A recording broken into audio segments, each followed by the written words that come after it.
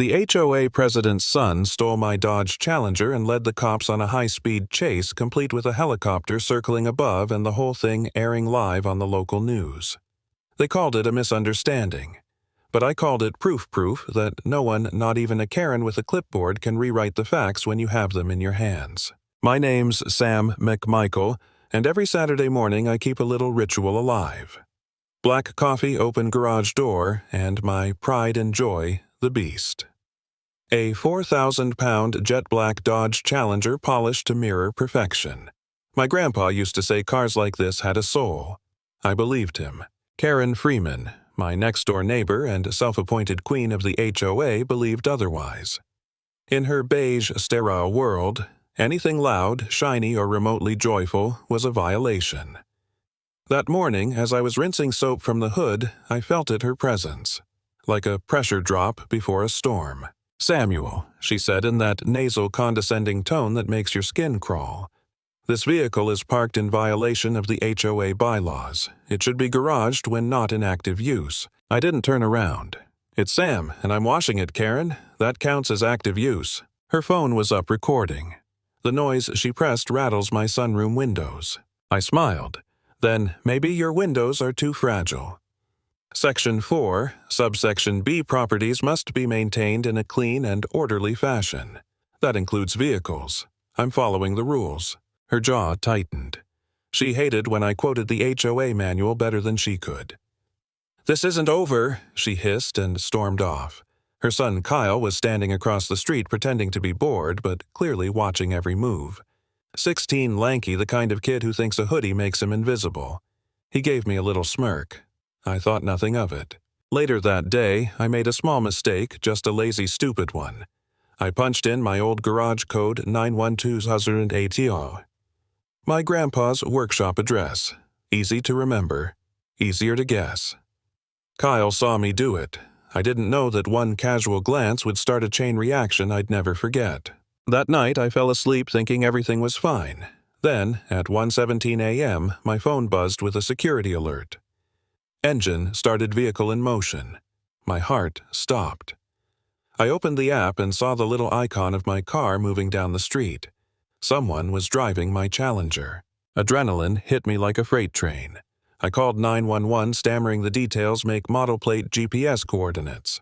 The dispatcher's voice was calm.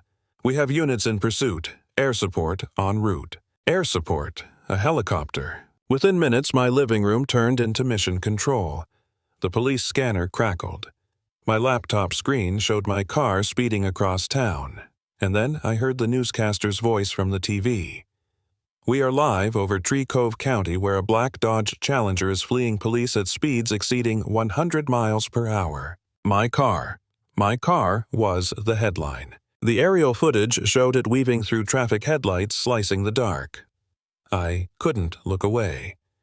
It was like watching your child being dragged through chaos. The driver, Kyle, was completely out of control. He veered off the highway into a half-finished construction site, kicking up dirt, barely missing concrete pipes and rebar. The crowd on the scanner gasped. "He's not going to make it," someone said, but somehow he did. Barely. The car came out the other side, scarred along the flank. A long, ugly gash through the paint I'd spent hours perfecting. I gripped my couch so hard my knuckles hurt. That scratch wasn't just on the car, it was on me. Then the chase turned surreal. The local news van tried to follow the action, swerved into a patrol car, and blocked the road. Total chaos. The police had to swerve around the reporter's van while the helicopter spotlight stayed fixed on the Challenger, circling like a hawk. And then the nightmare came home. Literally. Kyle looped back into our neighborhood. I heard the sirens before I saw them echoing between the identical houses. The spotlight swept across my yard. My Challenger came screaming down the street like a Black Missile tire's shrieking engine, howling. He was heading straight for the park at the dead end. He tried to make the turn, but the speed was too much. The car skidded, fishtailed, and slammed sideways into the old oak tree. The sound, the crunch of metal and glass, was sickening. I felt it in my chest. I ran outside, barefoot, phone still in hand. The helicopter's light bathed the wreck in white.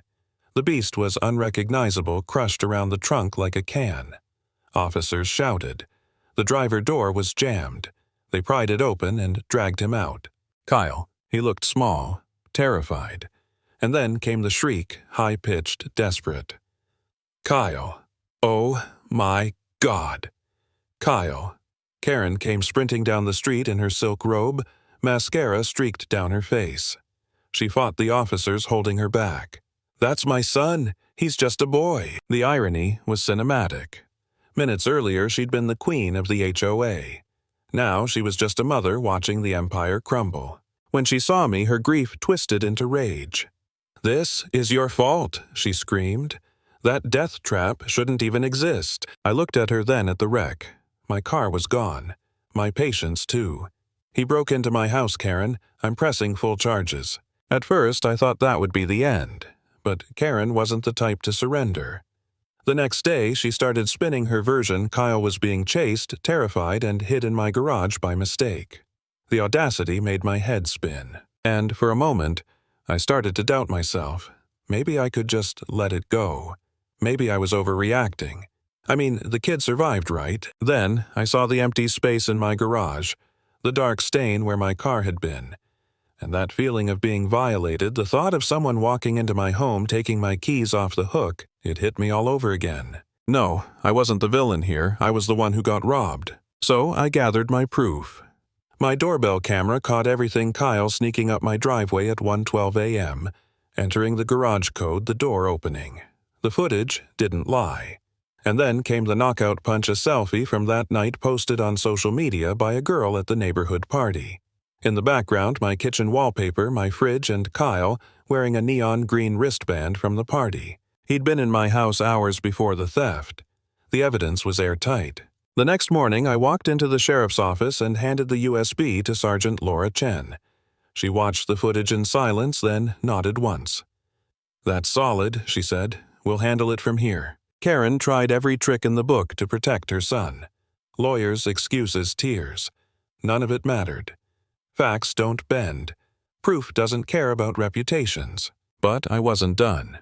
Not yet. The quarterly HOA meeting rolled around and I showed up with a smile and a plan. When they opened the floor for questions, I stood. Sam McMichael, 124 Willow Creek Lane. I said cheerfully, quick question for the board. Have we considered updating our recommendations on garage security codes, just to prevent any creative methods of entry? The room went silent. Karen's face turned crimson. A few neighbors chuckled. Thank you for the suggestion, Mr. McMichael, she managed through clenched teeth. Of course, I replied. We wouldn't want property values dropping over another vehicular misunderstanding. That was it. No shouting, no revenge speech, just quiet humiliation delivered by her own rules. When the court date came, the truth hit her harder than any insult ever could. Kyle pled guilty grand theft auto. Reckless driving, felony evading. The judge suspended his license, ordered restitution, and sentenced him to 200 hours of community service at the very park where he'd crashed my car. Every Saturday after that, while I drank my coffee, I'd see him in that bright orange vest pulling weeds around the scarred oak tree. Karen would drop him off but never step out of the car. Couldn't face the scene. Couldn't face me. One morning, I walked down camera in hand.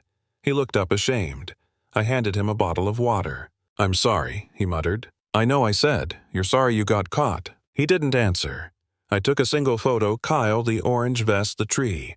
A perfect portrait of consequence. Weeks later, my new Challenger arrived. Same black paint, same growl. I backed it out of the garage and cruised slowly down the street.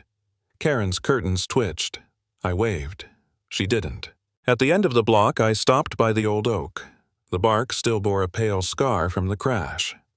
Proof that even when something breaks the mark remains a reminder, not a wound. As I sat there listening to the engine purr, I realized Karen had always relied on power, her title, her rules, her influence. But power fades the moment the truth shows up. Proof, though proof, lasts forever. Because in the end, proof is the ultimate power.